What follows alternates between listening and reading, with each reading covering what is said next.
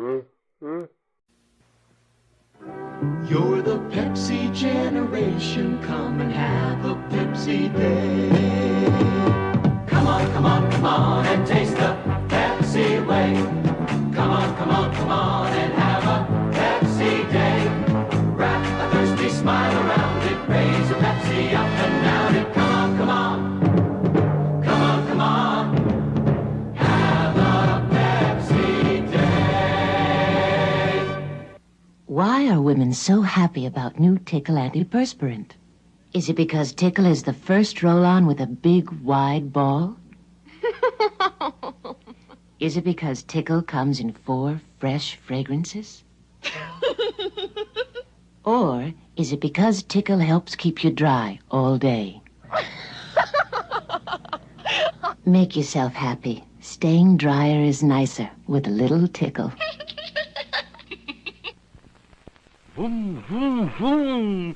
Today, so I have exciting story to tell about beautiful new Ford Mustang car. And inside car, boy and mother and shopping bag. And inside bag, box of post-rice crinkles. And inside box of post-rice crinkles. Wow, Mom, boy, oh boy. There's a Mustang car inside the rice crinkles. Oh, no, dear, the rice crinkles are inside our Mustang. But there is a Mustang inside the rice crinkles. Oh, there is a Mustang inside the rice crinkles. A Mustang just like ours. And so, sugary rice crinkles give happy ending to story. Boy, get Mustang? You do too, inside post-rice crinkles. Collect them all, convertible, hardtop, and fastback. Race with your friends. You go vroom, vroom when you get Mustang car free inside post-rice crinkles. I'll give you $50 for those sneakers. Ah! $50. Okay? You can have them. They're terrible. It's to prove a point. Now, you wash in detergent alone, right? Yeah. Okay. Let's wash this sneaker in detergent alone and this one in the same detergent plus Clorox bleach. Now, see any cleaning difference? The one I wash with my detergent is just dirty. The one washed with Clorox looks so clean. Clorox Clean. People can see the difference. The American Eagle. Goodyear's symbol for its all-American kind of radial tire. Goodyear is committed to product innovation. We introduced rayon cord in tires. We created the polyglass tire and the polysteel radial. And now the American Eagle with belts of Flex 10 cord instead of steel. Flex 10 is made from a flexible man-made aramid fiber that's pound for pound stronger than steel. The tire for America, the American Eagle, the tire. When can I pick up the pictures? Thursday. Thursday, okay, let me make a note of that. You gonna write it down there? Well, it's going to, yeah. Well, then let's say Tuesday. You mean 2 days earlier? No, 5 days later. 5 days later, I thought as much. If this customer were at a Photomat store, we'd be introducing him to our brand new picture pickup promise. Photomat's way of telling you exactly when your pictures will be ready. That quick? Sure, and if it doesn't work out, you get a free roll of film. Oh, no. You get in trouble for that. Oh, it's no problem. Huh? It's a Photomat policy. The Photomat picture pickup promise. Is there a Photomat store around here? What's this stuff? Some cereal. It's supposed to be good for you. Did you try it? I'm not going to try it. You try it. I'm not going to try it. Let's get Mikey. Yeah. He won't eat it. He hates everything. He likes it. Hey, Mikey. When you bring life home, don't tell the kids it's one of those nutritional cereals you've been trying to get them to eat. You're the only one who has to know. It's not too sweet. It's refreshing, crisp, and neat. Canada Dry Ginger Ale. It's not too sweet. It's not too sweet. I repeat, it's not too sweet. Canada Dry cools your thirst. It's a taste that can't be beat. It's not too sweet. It's a cold, refreshing treat. Canada Dry Ginger Ale. It's not too sweet. Regular or diet, it's more refreshing because it's not too sweet. I found a recipe you won't find in a cookbook, but it's sure nutritious and a real money saver, too. Take a quart of Carnation Instant Non-Fat Dry Milk. Add a quart of whole milk. Mix, chill, and serve. You get 2 quarts of fresh-tasting, low-fat milk and make a real savings on your milk bill. Carnation Instant Milk. Good for you and your budget, too.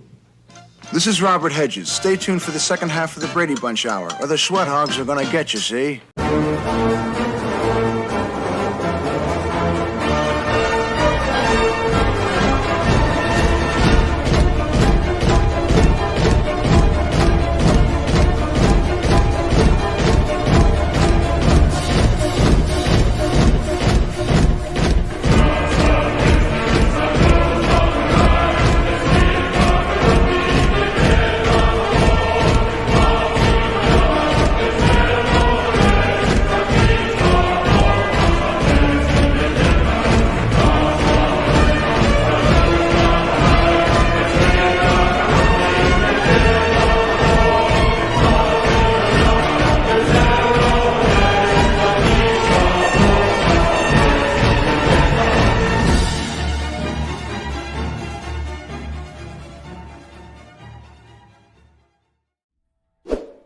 Cyberspace cadets, cyber fan bots galore. It's Irate Prostate. It's Monday, and it's time for extra credit from the Gulag with Miss Becca Fairley. How you doing, Becca? I'm good. It's Monday. Mondays are awesome. Yeah. This is like the highlight of every Monday for me. That's true. I can totally concur on that. Hello, chat. Hope you're all well. Yes, I have been reminded never to inhale Dr. Pepper. So just coughed the lung up there.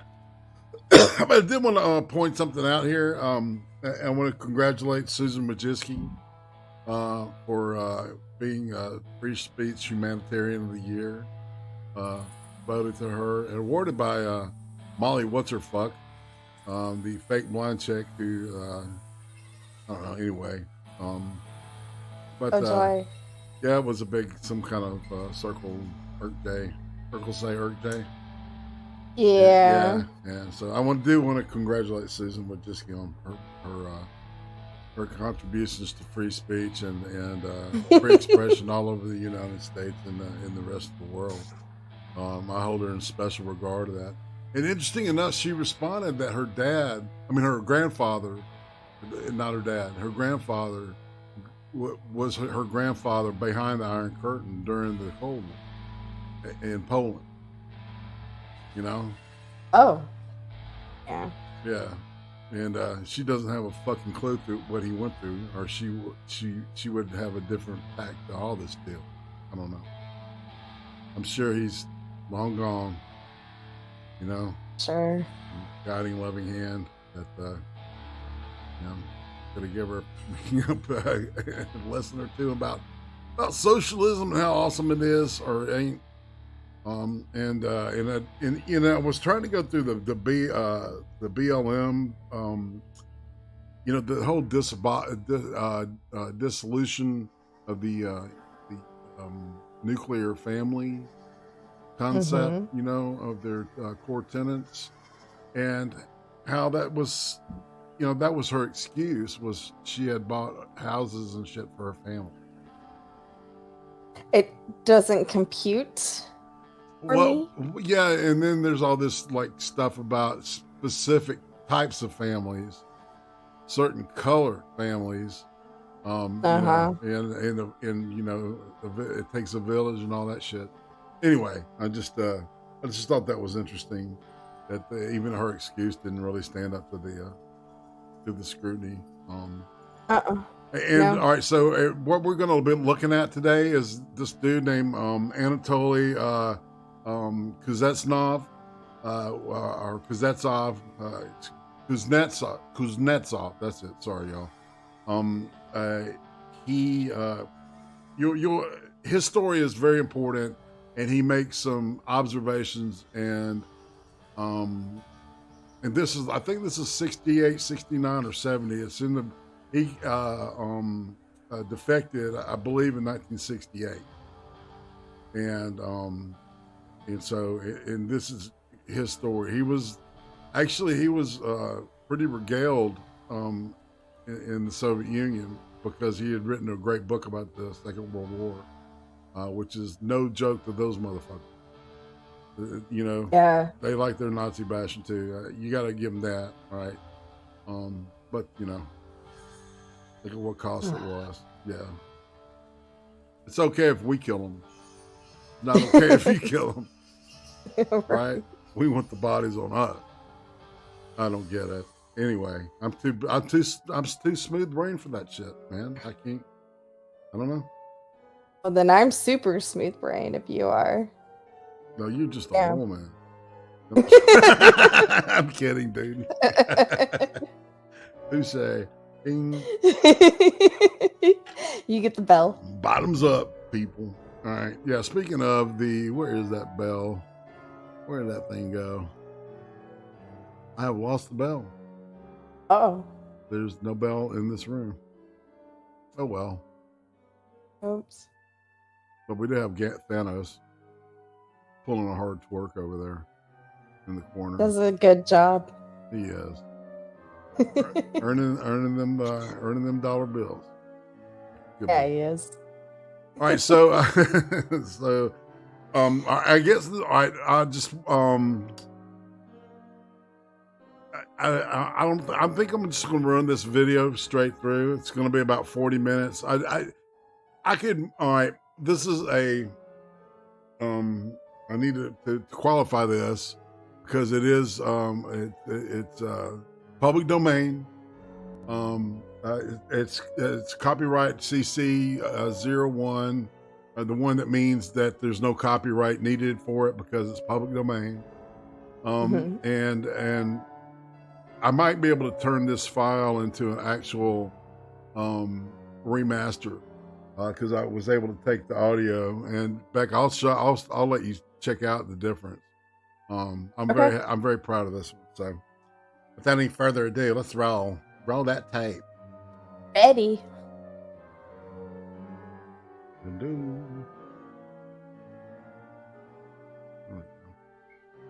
This man's name is Anatoly Kuznetsov. He is 40 years old, one of the Soviet Union's leading novelists. On July 30th of this year, Anatoly Kuznetsov, on a trip to England, escaped from his Russian guard and defected. In the lining of his coat, he had sewn this film, copies of the original manuscripts of his novels. That there is the whole of my life. These are my real books, not the ones as they are known to the reader. This is the story of a man who got away, and there are men in this building who would like nothing better than to get their hands on it. This is the Soviet embassy in London. Anatoly Kuznetsov will have nothing to do with it. Kuznetsov spent his adult life in that schizophrenic twilight zone, trying to be both an honest novelist and a Soviet citizen. His best-known work in the West is the novel Babi Yar, an account of the Nazi massacres in the Ukraine in 1942. Kuznetsov's story is made of the stuff of classic spy fiction, but it is brutally true. It involves the Soviet secret police, the KGB, a shabby hotel in the West End of London, the Apollo, a favorite place for the Soviet embassy to put up visiting delegations, and sex, too, among the seedy strip clubs of Soho. It is a story of escape and betrayal. Like many good thrillers, a newspaper man is involved. The London Daily Telegraph's Soviet affairs editor, David Floyd, the man in the middle. Someone had given Kuznetsov Floyd's name. Kuznetsov now lives in hiding. He prefers to be called by his first name, Anatoly. Kuznetsov, he says, was the man who wrote what he was told to write, and he wants to forget it. But he emerged from hiding to tell his remarkable, sometimes sickening story of life in the Soviet Union. The interpreter is David Floyd, the man who took Kuznetsov in from the cold. I know that the Soviet embassy has been very anxious to talk to you, and you have flatly refused to do so, even in the presence of British Foreign Office people. Я их боюсь. Даже в присутствии официальных лиц. Даже на расстоянии я их боюсь. I am afraid of them, even in the presence of British officials, and even at a distance I am afraid of them. This is a CBS News special. The Ordeal of Anatoly Kuznetsov, with CBS News correspondent Morley Safer. Now, the Ordeal of Anatoly Kuznetsov, with CBS News correspondent Morley Safer. Anatoly Kuznetsov, when did you decide to leave the Soviet Union? Анатолий Кузнецов, вы когда решились уехать из Советского Союза? Решение уехать было у меня The decision to leave I took on the morning of the 21st of August last year. That was when Soviet troops went into Czechoslovakia. But there have been many things in the past 20 years and more equally horrible. What was so special about Czechoslovakia? Well, probably for me personally, that was the last drop. After that, I really didn't have any faith left or any hope. All right, there you are, a Soviet citizen who decides to leave Russia. What do you do? Because it's very difficult to leave the Soviet Union. Very few people get to travel outside the Soviet Union. First of all, if there is a dossier on you with the police, well, then you won't get out anyway. You've got to have a very good reputation at work. You've got to have made frequent statements about your political loyalty, your love for the party and the government. You must be psychologically and nervously in good form, fit. If you've consulted a doctor, and especially if you've consulted a psychiatrist, you would never be let out. And then for 5 or 6 months, you fill in a mess of different forms.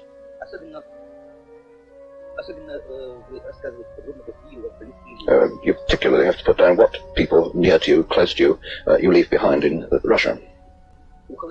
A bachelor has very little hope of getting out. A man with a family has better chances. Then he has children left behind and people related to him. Then you have to go through all sorts of conversations, interviews with people.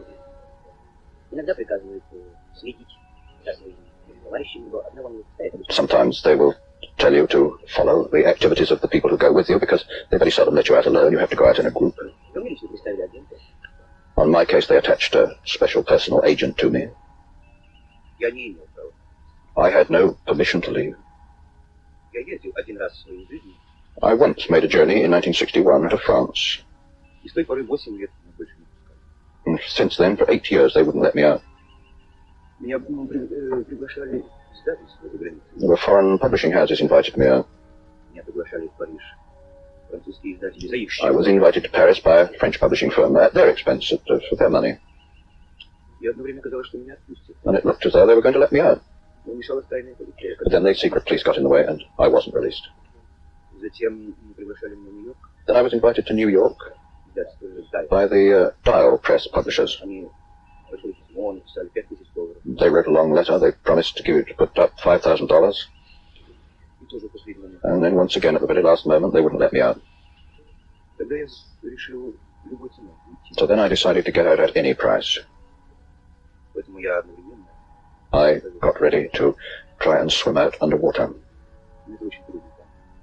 Because it's very difficult, this tremendous guard on the frontier everywhere. I took a lot of chances and I was very scared.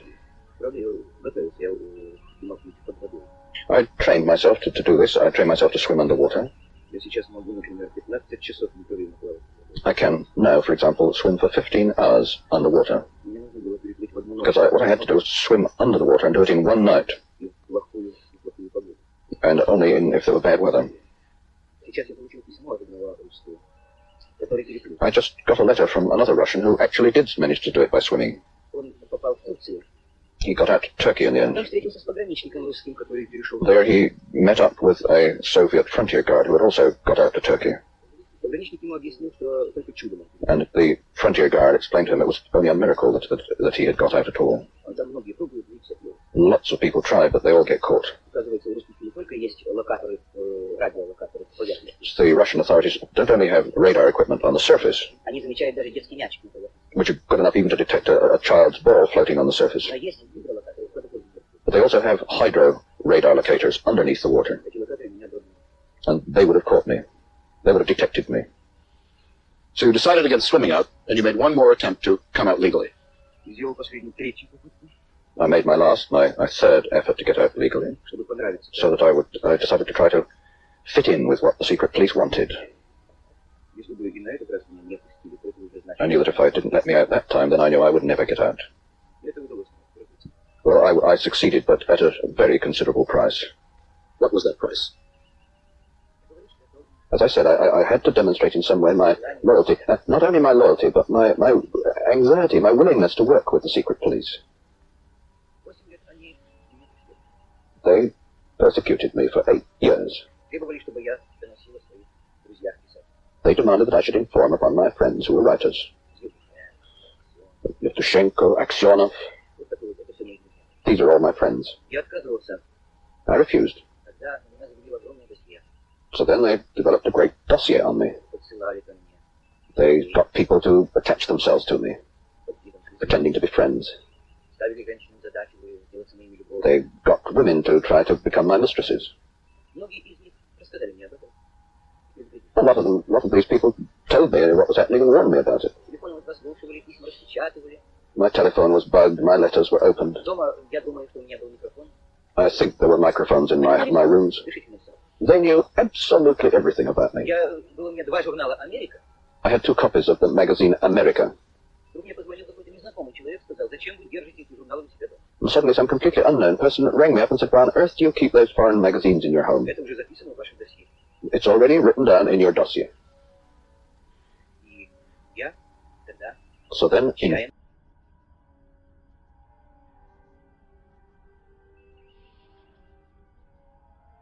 So fucked up.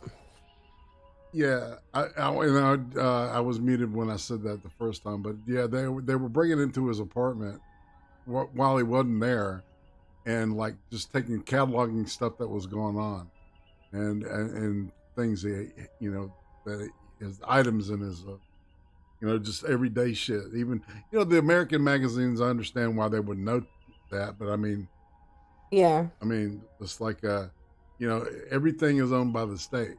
And all right, so the reason that this is pretty much him telling his story. This was a huge deal when he defected, and it was considered a victory, for the non-communist, whatever you want to call it, the allied group, basically NATO, I guess. But primarily the United States, it was considered a big thing for us in Britain. Yeah.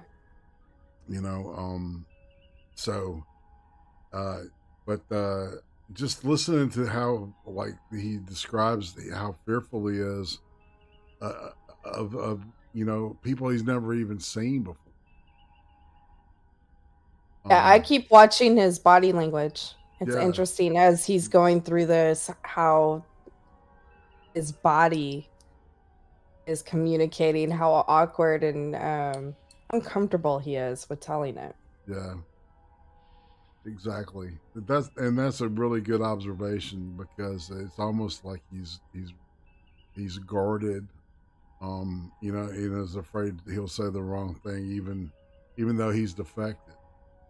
Right. Desperation, I decided to show them that I had changed my ways, that I would behave differently. What you have to do, I said to myself, is to just pretend to yourself, believe that this is the Gestapo. I must escape from the concentration camp. What do they want? In order that they should believe me. That I should inform on my own friends. That would be fine.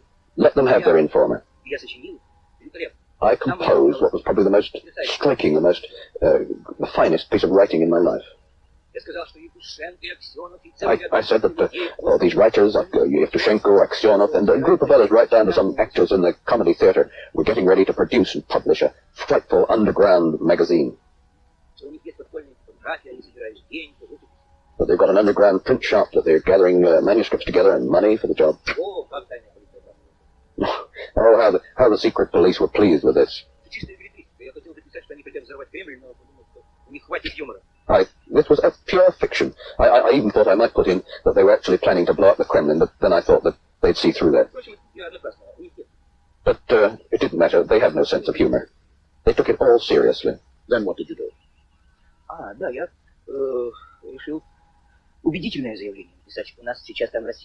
I decided to write a really persuasive application. There's a terrific campaign now going on at the moment, preparing for the 100th anniversary of Lenin's birth. If you want to do something in this connection, then everything is possible. I said I wanted to write a novel about Lenin and how he created the Communist Party in London. And I would just have to go and visit all the places where he'd been in London. You created a kind of phony project in a way. And I made it a very detailed plan, too. So then they started to work with me and said that they'd let me go to England. And that maybe they would give me some secret task to perform, secret mission. That just before I left Russia, I should telephone and I would probably get my secret instructions. You know, I took a chance and I didn't bother to ring up. Anatoly, do you feel any guilt about what you wrote and reported about Yevtushenko and the others? Of course I do. It's by no means excluded that they may have had difficulties. I wrote about it immediately as soon as I was here in the Daily Telegraph. So that the KGB over there should know what I've done. That it was a false project? Yes, of course. But this is such an ordinary, everyday thing with them that this isn't going to surprise anybody. Yet you know that Yevtushenko was once greatly admired in the West, and many of his poems were against the Soviet system. So perhaps there was some grains of truth in what you reported to the KGB. No, of course not. He has no plans to start an underground print shop. So there you are, on a plane with your shadow, and you arrive in London. Then what do you do? Well, we found a room in a hotel, which was booked for us, either by the Soviet embassy or people who were very close to the embassy. I don't have the right to choose a hotel myself. Then you have a plan.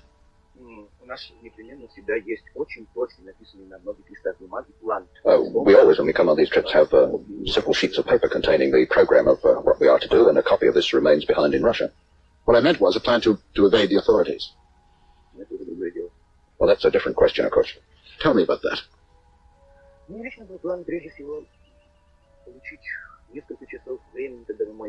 Well, my first problem was to get a few hours of freedom when my agent, my watchdog, wasn't with me. I didn't manage to get that for 4 days. He never took his eyes off me.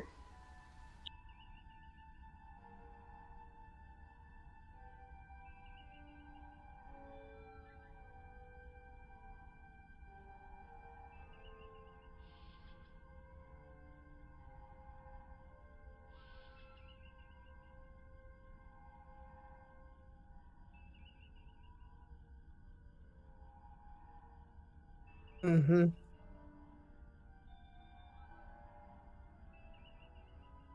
Once again, I mute myself, and y'all don't want to hear me. I'm making all my old man noises. Anyway, I just wanted to say, happy hour. You were correct. AOC and the squad are using BLM as their brown shirts. More than several times. They've been compared to what's called the Sturmabteilung, the SA brown, also known as the brown shirts of the Nazis. And before that, right. So I just wanted to make sure they knew that. Anyway, sorry y'all.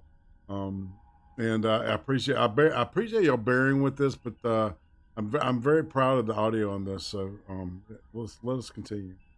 You must have been a desperate man. No. I studied him pretty carefully. I knew his weaknesses. What were they? We went walking around London. And he, like any young man, he was simply amazed at the beautiful women, the pretty girls, the short skirts, the mini skirts. I noticed the effect this had on him, and I worked on him with a view to suggest that he should visit the striptease shows. You had to become a member, and he wrote himself in as a Yugoslav citizen.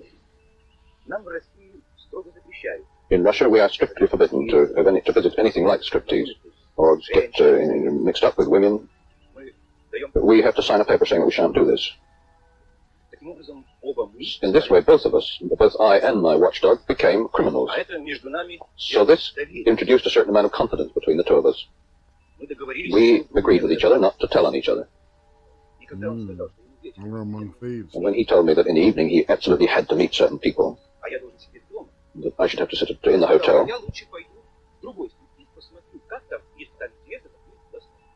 and I said, much better if I were to go and have a look at another striptease, and if it looks all right, then we can both go along there another time. He hesitated for a moment, and then he agreed. And I said, if I don't come back for rather a long time, he shouldn't worry. And he went off, and, well, I went off to a telephone kiosk, telephone booth.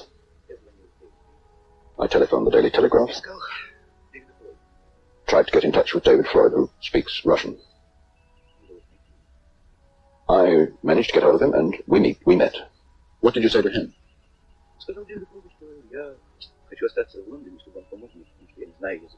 I told him I wanted to stay in London, asked him to help me because I didn't know English. I wanted to hide away from my watchdog, my KGB men. This was a very dangerous step to take. They've got their agents all over the place, all over the world. They used to tell me with a smile that they had agents in all parts of the world in the most incredible places. Places you just couldn't imagine.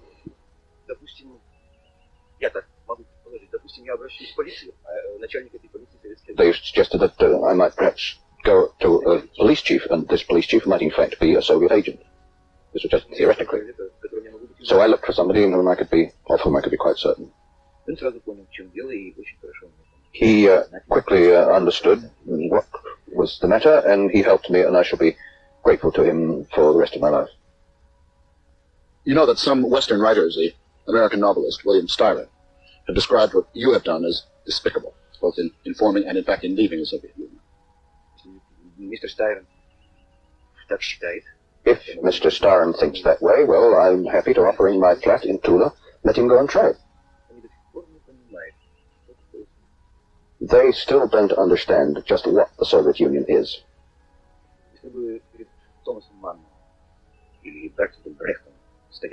All right, so he's going to get specific here, man. All right, because what Morley Saber was saying is that he had been challenged by Western people, some Western writers, about he shouldn't have left the Soviet Union, and he's like, these people don't know what it's about. All right, so he's going to get into detailed descriptions of what living in the Soviet Union was like. So good. Yeah. And people need to hear about that more. Yeah, no shit. Especially the ones pushing for this shit. They need to hear it. Yeah. I'm sorry, man.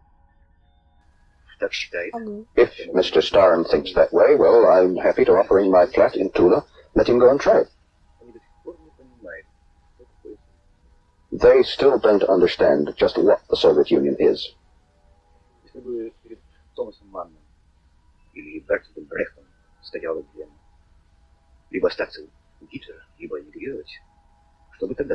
If Thomas Mann or Bertolt Brecht had been faced with the dilemma of leaving Germany or living under Hitler, what would they have said then?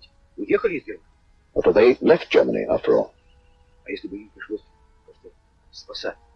If they had had to save themselves at any price to get away from the Gestapo.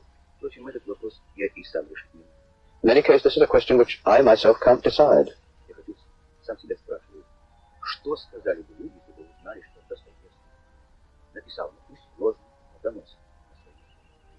I ask myself, after all, what would people say if they learned to say that, Dostoevsky, say, had written and had informed, even falsely, but had informed on his friends?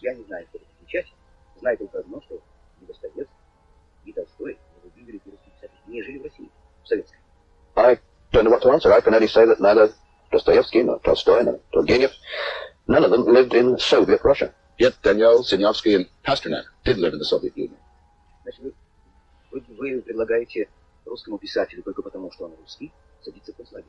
So you would be advising a Russian writer simply because he's Russian to live in a concentration camp?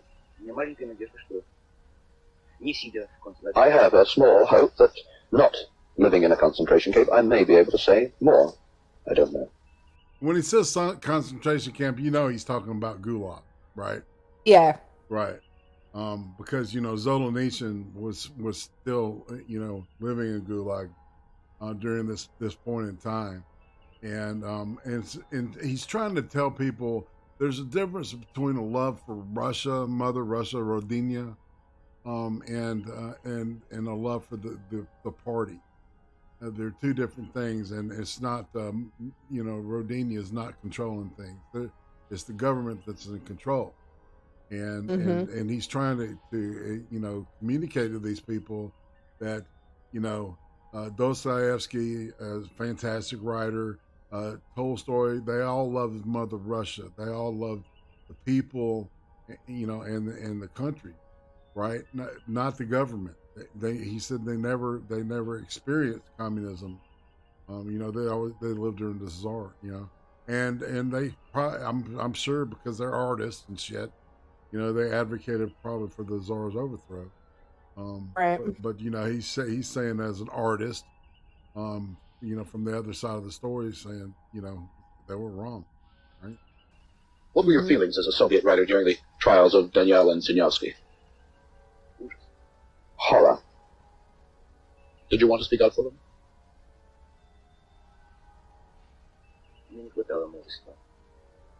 I didn't have the courage to do that.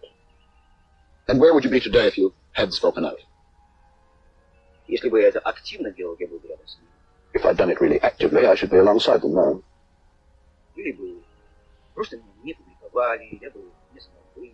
Or they would simply not have published me, or I shouldn't have been able to come out of the country. The Soviet authorities said you left for the most tawdry of reasons, that you left a pregnant mistress behind. Well, I learned about this from the Soviet press. Yeah, like we never see any kind of, like, I don't know, slander like that going on in the media. God, never. Man, I don't yet know what they're talking about.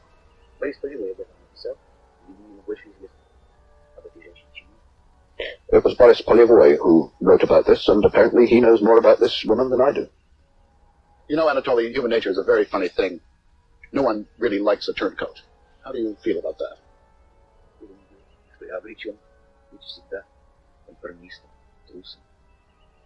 So what do I have to do? Am I condemned to remain always a coward, a conformist? What can I do?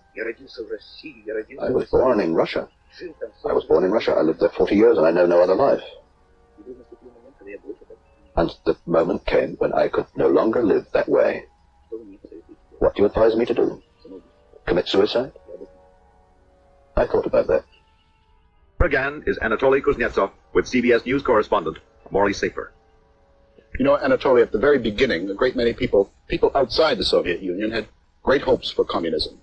What went wrong? Communist doctrine, communist teaching is very attractive. It's interesting the way he worded that question. It's almost like Maury's like asking for himself. Morley, excuse me. You know, it's like because a lot of the journalists were like, you know, they were soft on the Ruskies.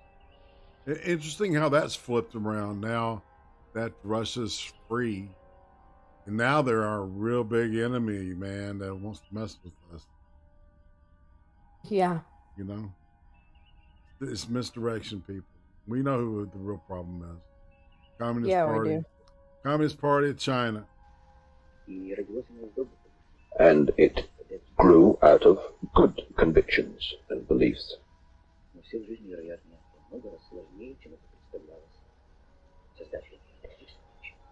But life, it appears, is a good deal more complex than it appeared to the founders of communism. And we see ancient history being repeated again. The road to hell is paved with good intentions.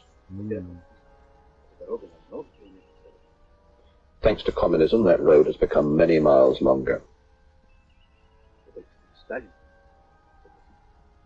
I only have to mention the name Stalin, and you're bound to agree with me. If that is possible, if it's possible to have millions of victims completely senselessly, that means that the idea itself is no good. But how is it that the Russian people, with their great sense of nationality, great sense of being Russian, how on earth were they so easily cowed?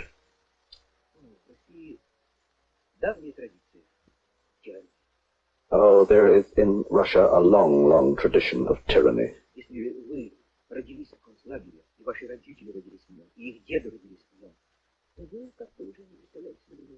You see, if you were born in a concentration camp, and your parents were born in a concentration camp, and your grandparents were born in a concentration camp, you see, you no longer imagine any other life. First of all, the Tsars oppressed Russia, then came communism. There was a little short period, that intermission in 1917 between February and October. That was so small that you can really write it off. Well, there was another brief intermission, a tiny crack of light created by Khrushchev a few years ago. What went wrong there? No. That was only just a nuance, just a shade. I personally didn't take that seriously. That was really just as if in that same concentration camp you just make slightly more human conditions. You're banned from writing letters and receiving parcels, say, and then for a time you're allowed to write letters and allowed to receive parcels. You see, some people took it all seriously and thought that very soon the doors were really going to open. No. The Soviet regime cannot possibly open the doors properly. It seems to me at the moment when I think about it, it's like some nightmare, some frightful dream.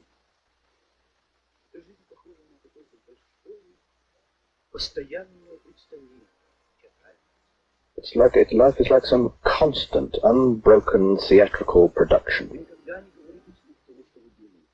Never say out loud what you really think, but what you ought to say. There are, of course, some people who do say what they think.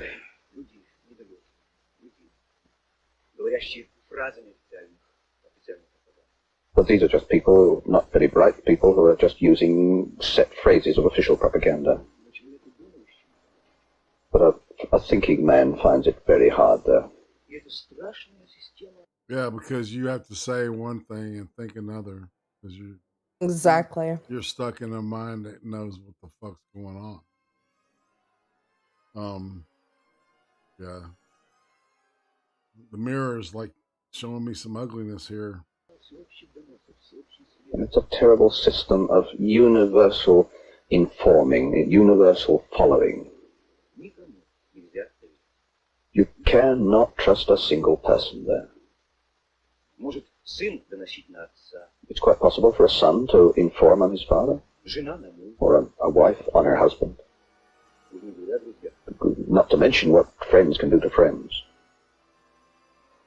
What gave you the idea or the sense that it might be any different in the West? They isolate us all from foreigners, but we read books. And sometimes we're able to travel abroad. In order to know a little bit more about the world, I especially learned Polish. So you can buy Polish newspapers in Moscow. And they tell you more about the world than Russian newspapers do. And then, after all, once I was actually in Paris, 9 years ago. But then I also became a criminal. I got away from my group once in Montmartre and got to know an artist who was painting modern pictures. I asked him whether he was allowed to paint pictures like that. He just laughed. I went home with him. He showed me his pictures, said he'd won some prizes for them. I said, this is just a fantastic life. This is just tremendous happiness. He took me to the window. He lived up in an attic right at the top. He said, look, it's all right here. Why the hell do you want to go back to Russia? Why don't you stay here with me? I'll paint what I like, and you can write what you like. And a glass of milk will be... We'll have enough for a glass of milk. Why didn't you do it then?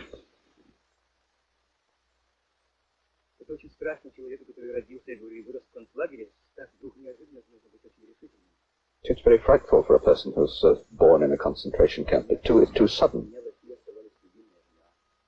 I left my wife, whom I loved, in Russia, my son who was only just born then. I listened to it as if it was like a fairy tale, something fantastic. You see? Did you brood on that when you got back to Russia? So all thinking people in Russia think about this and brood on it. You see, it's very difficult. Russians are very fond of our country. Every single immigrant is really suffering from a sort of nostalgia. And then, of course, it's especially frightful for a writer to cut himself off from his people. Yet, as a writer in the Soviet Union, you were a member of a very select group of people. What I'm really trying to get at is when you sat around with other writers, thinking men, intellectual people, what on earth did you talk about? Mostly we complain. It's just one long complaint.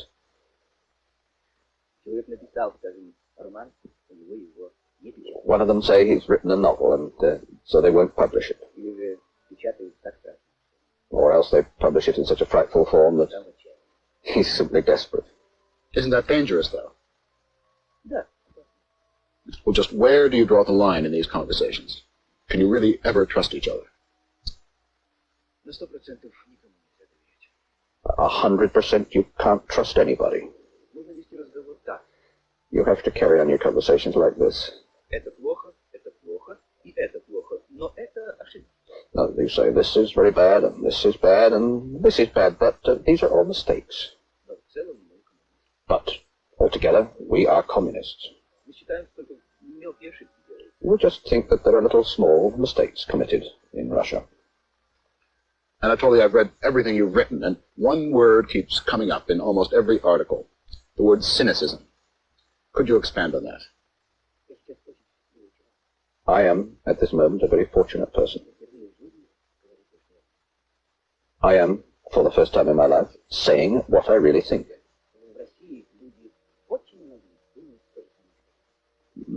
For the first time in his life, he's saying what he really thinks. For the first time in his life, he's saying what he really thinks. How sad is that? For the first time in his life. You know, that's when, you know, when I hear leaders say shit like, you know,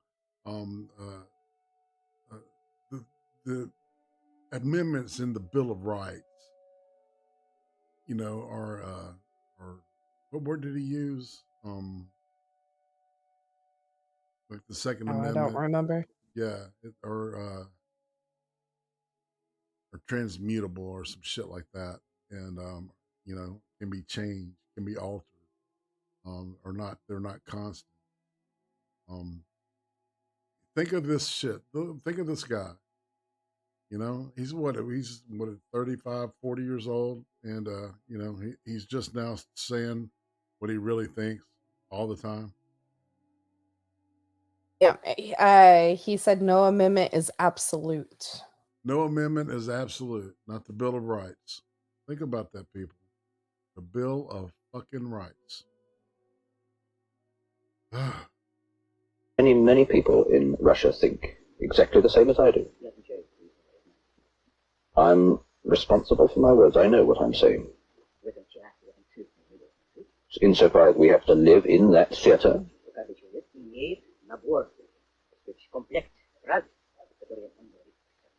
every single person has a sort of collection of phrases which he speaks and says officially, publicly, and a corresponding collection of actions. Insofar as to a normal human being, it's extremely difficult to lead such a double life. What are the rewards for that cynicism? Well, of course, he gets the possibility of living more richly than others, being better off than others. He can buy commodities, in special shops. He will be allowed to travel abroad. He may receive decorations, official state medals, state prizes. Do any of your colleagues place any real value on these awards? No, on the whole, we're pretty cool towards the sort of rewards you get. My novel, Babyi Yar, was put forward for a state prize. It used to be called Stalin Prizes. But when this was reported in the newspapers, a lot of very decent people began to change their attitude towards me for the worse. Fortunately for me, I didn't get the prize. The Soviet authorities were very unhappy with your novel, Babyi Yar. Now, I know that book, and it's a simple account of how the Nazis slaughtered hundreds of thousands of Jews and Ukrainians in the Ukraine. What on earth did they object to in that? There were three main objections to the book.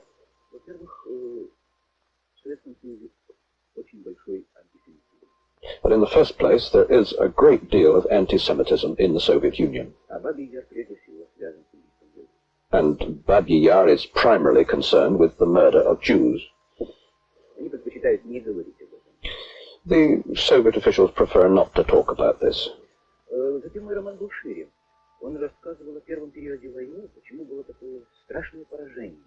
Then my novel went rather further than this. It begins with talking about the beginning of the war and inquiring why there was such a terrible defeat at that time.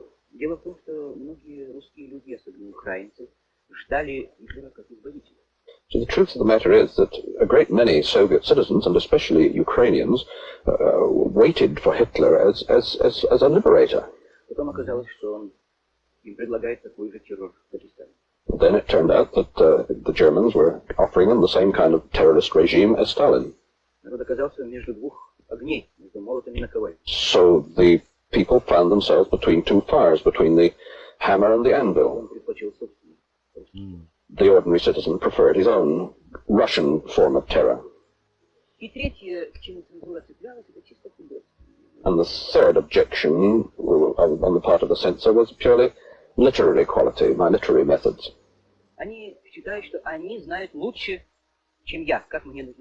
They considered that they knew better than I how I should write.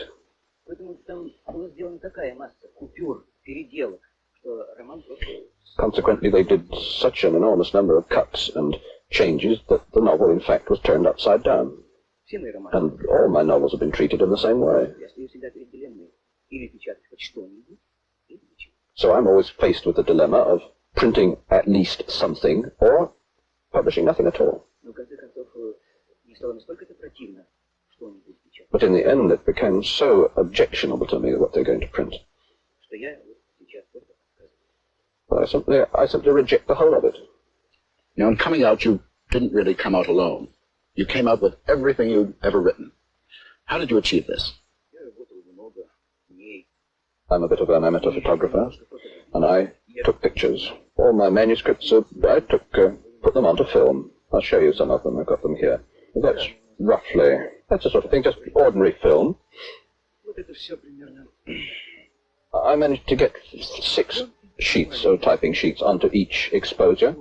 You see, if you brought it all out as actual manuscript, well, it would make something like 5 or 6 cases, 5 or 6. So I squeezed it, wound it up really tight, and it didn't take up much more room than that cigarette bag.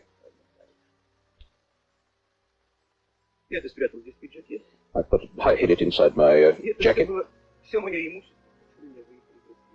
And that really were the whole of my possessions, the whole of my property with which I came out of Russia. That there is the whole of my life. These are my real books.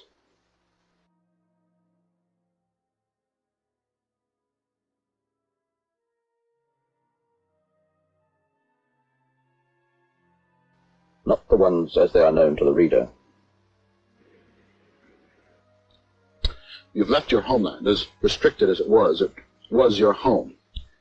Do you think you'll be able to find the things that you're searching for in the West, or will you always remain Kuznetsov, the man who left? Конечно, я делаю совершенно отчаянно. Of course, I'm making an absolutely desperate effort to turn myself into another person. Мне неприятно, когда называют меня Кузнецов. I don't like it when people call me Kuznetsov. This is a compromised name.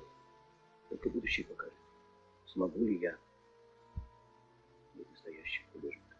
Only the future will show whether I can be a real artist and writer, and a person.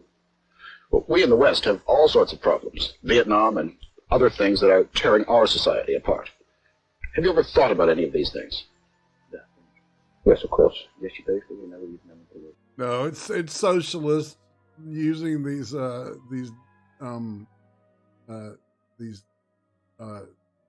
fractures within our society to have us at each other's throats is what he really means.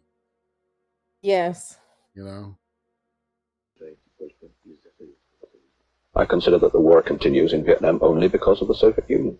Но если насчет Америки Snap!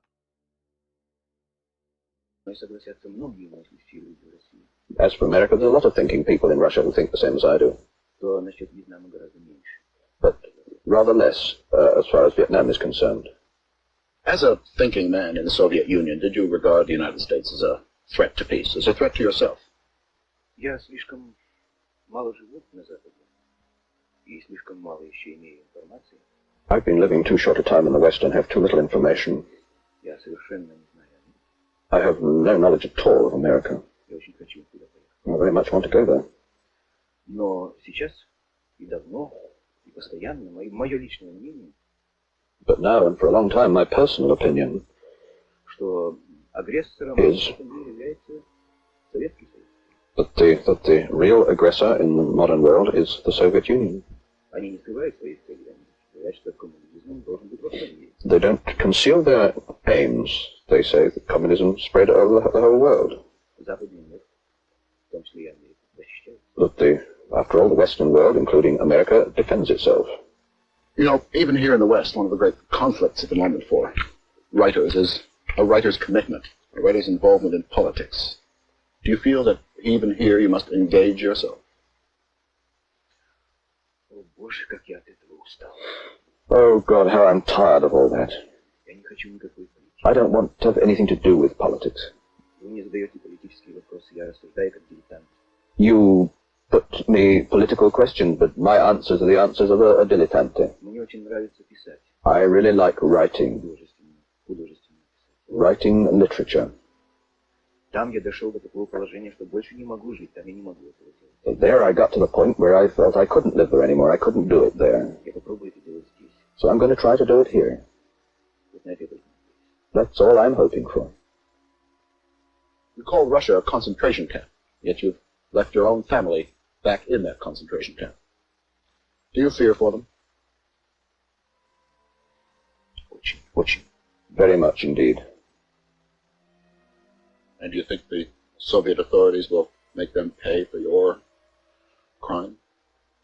Man, it's almost like Maury is like a damn like KGB guy, and like digging him with these little, you know what I'm saying? Yeah. You miss family. Yes, you miss family. Well, we got family, and we are fucking with family. What the fuck? Не сомневаюсь. I have no doubt about that. So you feel some guilt over that too? Да. Да. Well, even here in the West, you're living under strain, under great tension. Да. How long can a man go on living like that? Не знаю. I don't know.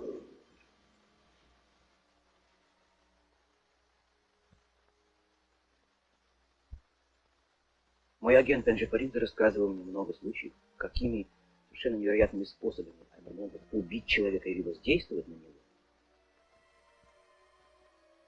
All right, and that's the end of the video there. Ring that bell. That's right. Subscribe and like, please. Они закуривают. And oh shit. Okay. This was a great find. It was. It really was. You know, it's like I started looking at it and I'm going, holy smoke.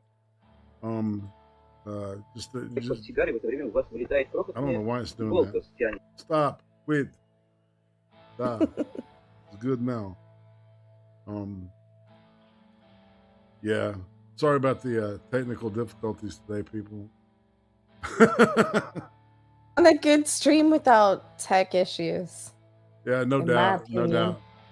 Yeah, so all right, Rebecca, all right, this is your spot where you get to share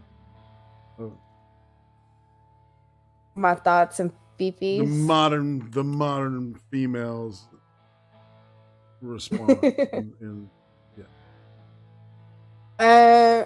Okay, so I'm used to observing interviews like depositions and stuff, so I take notes a lot on people's body language, and because he speaks another language, all I can focus on is the body language.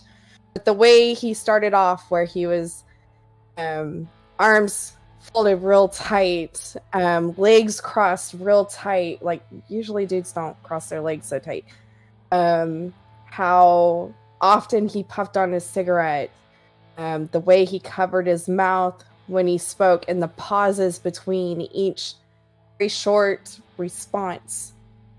It was, you can just feel the apprehension coming off of him. Like you're right when you're like, this is the first time he's ever actually spoke what he thought. You can get that from his body language. And it made me uncomfortable. And you can see that the guy that was interviewing him, it started to make him uncomfortable because he started to fold his arms. His legs at the start were a little far apart. They started getting closer together. And it was, I don't know, for me, it was kind of awesome to see because it was like you can just feel it through their body language. That always fascinates me. Just personally, that might be my weird little thing, but no, those are great observational skills. I think that's a fantastic skill, you know, to have. I think so. Yeah, I totally agree. It's just the whole story. So the guy lived 10 years free, and he died of heart attack. His third heart attack. So he wasn't killed by the KGB or nothing. He just, you know, died a free man. Which is good for him.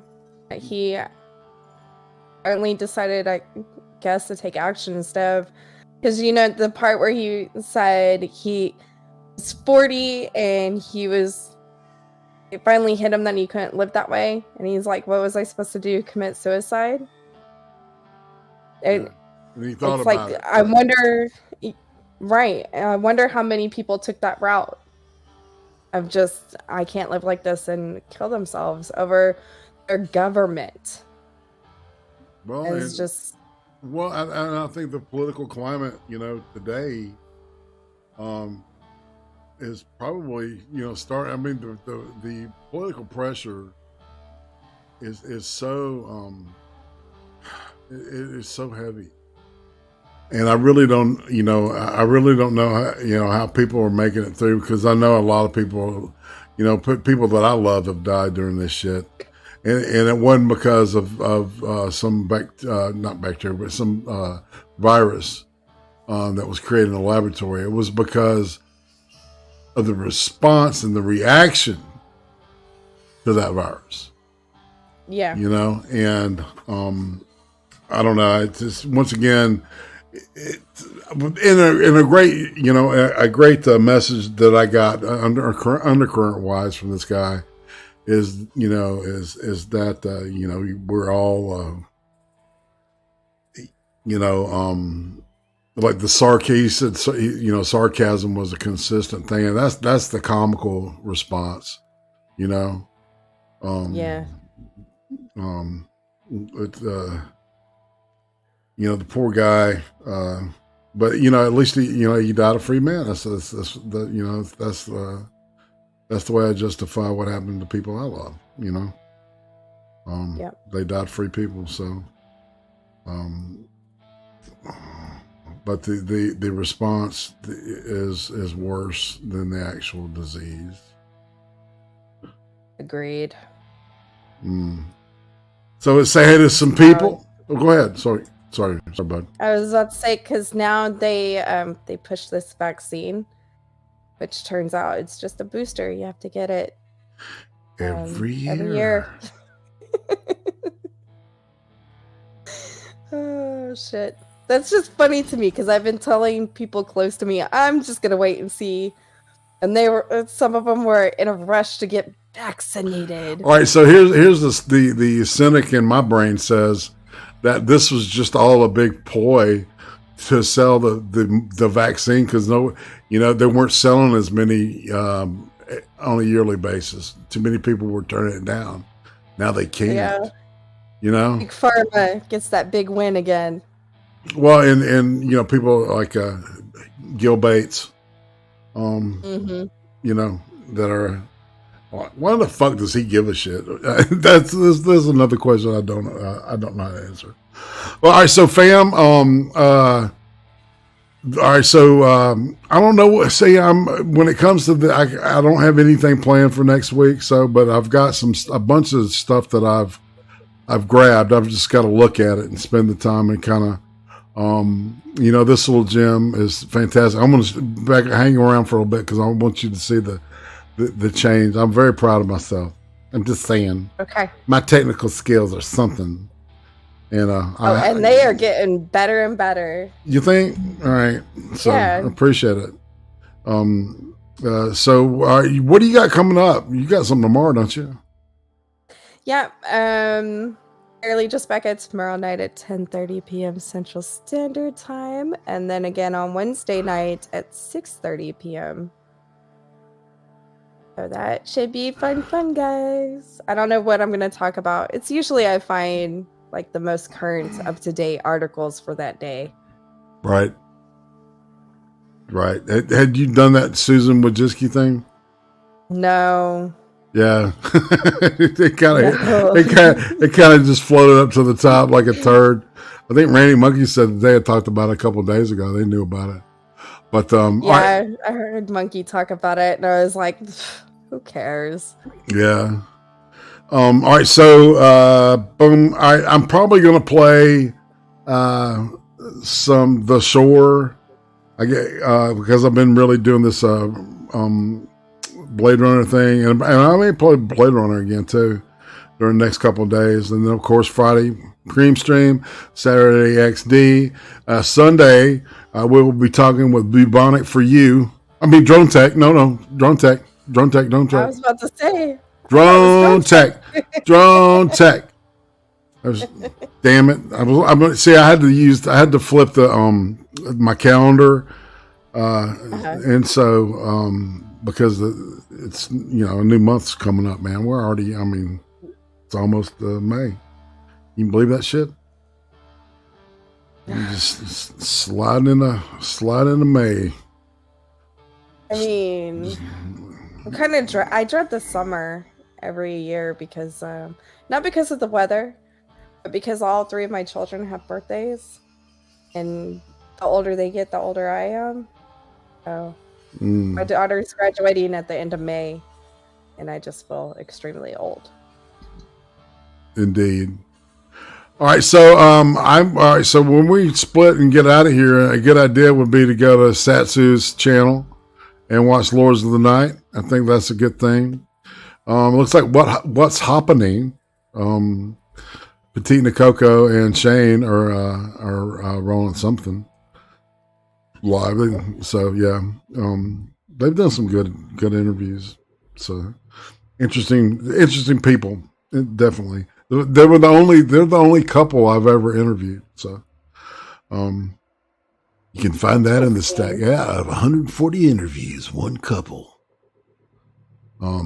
But yeah, I think Nicole probably didn't want to, she was probably like, oh God, this dude's a creep or something, Anywho, right? This is bringing us, and I'm bringing you on this one, man. And but it was a great too. See, I always have fun, man. I love talking to people. And on that note, all right, so fam, it's either What's Happening or Lords of the Night. Your choice, because YouTube is humongous, and there's probably other shit, but I'm not gonna focus on it because I know these people. I want to promote people I like and know. 'Cause that's my thing. That's what I'm about, man.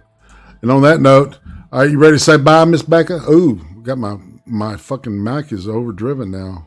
Jeez, dude. All right, it's like I put on the fuzz pedal. Nobody, not me. You're very welcome. This is a labor of love too. This show, because we're not gonna fall into communism without some asshole being over here saying this is dumb, this is wrong, and don't do it. All right. And I think there's more than just me. There's a lot of people that are doing this thing. Yep. Life's the electrical outlet, and take care, everybody. Happy hour. So happy seeing you in there. All right. I know you really are. I know. Just remember that. All right. You gonna say goodbye, Becca? Good night, guys.